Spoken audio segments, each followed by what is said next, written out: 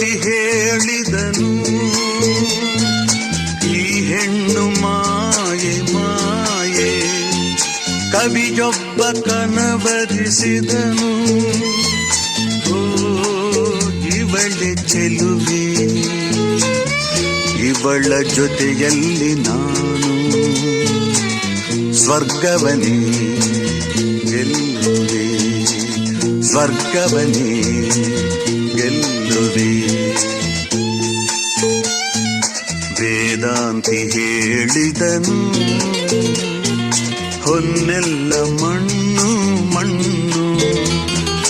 ಕವಿಯೊಬ್ಬ ಹಾಡಿದನು, ಮಣ್ಣೆಲ್ಲ ಹೊನ್ನು ಹೊನ್ನು.